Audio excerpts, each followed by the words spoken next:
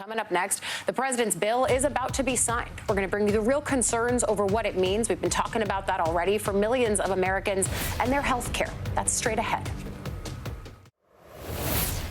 The largest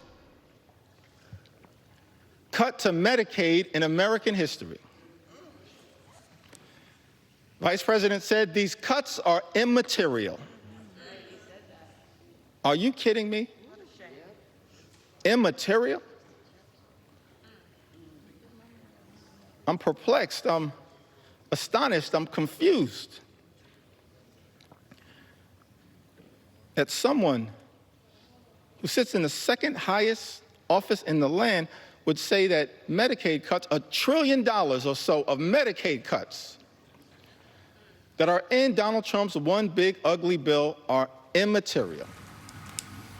That was House Democratic leader Hakeem Jeffries yesterday, railing against the budget bill's cuts to Medicaid, which would leave millions of vulnerable Americans without health insurance. For more on this, let's bring in physician and senior public health contributor for Forbes, Dr. Omer Awan. Doctor, thanks for joining us. I want to just start with the impact of this bill on public health, because we have heard physicians and providers come on this program and others on this network saying they're really concerned about what this could bring for their patients and for the hospitals that they work at. So what are the biggest consequences for everyday Americans as you see them here? Well, I'm deeply concerned, Ali, because more than 10 million Americans are going to lose health insurance. And this is particularly going to hit vulnerable populations hard. People like pregnant females, children, low-income families. And we know that with health insurance, if you don't have health insurance, you're less likely to see your doctor, you're less likely to fill your prescriptions, and you're less likely to get screened for chronic diseases like diabetes and cancer, for example. And this is going to cost lives. This is deadly. I mean, if we take a look at cancer, for example, if you get screened early, you have a higher chance of living. And this is particularly true with breast cancer. You know, the getting and catching breast cancer early, the survival rate, the 5-year survival rate for that is 99%. But that drops to 32% if it's diagnosed at a very late stage. So you can see the dramatic and drastic difference and the importance of getting screened. And when you don't have health insurance, you're not going to get screened because you may not be able to afford it. So this is going to have very deadly consequences. And the other thing, Ali, that I want to mention is that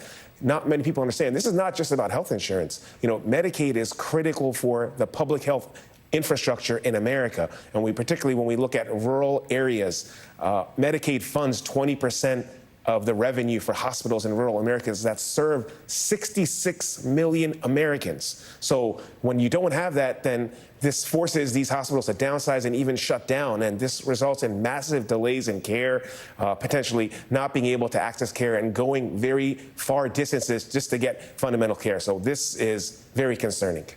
Yeah, you talk about the dominoes that could fall there, and rural hospitals have been one of the key pieces that Republicans, even including people like Republican Senator Susan Collins of Maine, have said ultimately led her to vote no with this bill. But when you hear lawmakers coming on, including the one that was just on with us a little bit ago, saying, well, some of these things are delayed into the future. I mean, does the delay assuage any of the concerns? It kind of sounds like bad things could happen anyway because this money is not flowing where it previously was.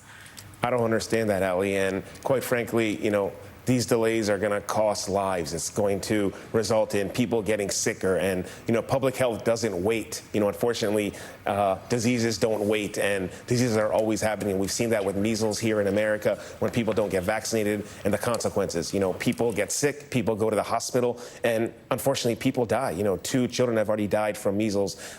So this is going to be a problem, and we consider, you know, delaying payments, you know, over the years. This is going to result in people dying, and people should really understand that. And this is going to have serious consequences with respect to chronic diseases being amplified. And this really goes against the agenda of what RFK is trying to talk about. He wants to make America healthy again, but yet chronic diseases are going to be amplified, and that's exactly what he wants to cut down on.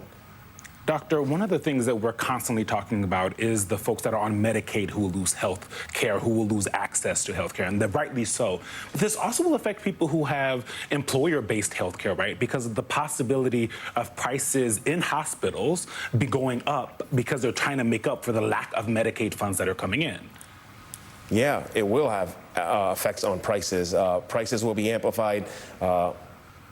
prescription drugs we could see a huge increase in these type of medications, and it makes it less affordable. This is going to be a major problem when we consider people trying to make ends meet. We talk about the SNAP program also for children, being able to, the food insecurity that's going to happen, things are going to be amplified. Medicaid is huge. I mean, the bottom line is that we're talking about $1 trillion that is going to be cut over the course of a decade. I mean, we're not talking about a small sum of money, so we can just see the domino effects that will occur through everything. It's going to pervade all aspects of healthcare.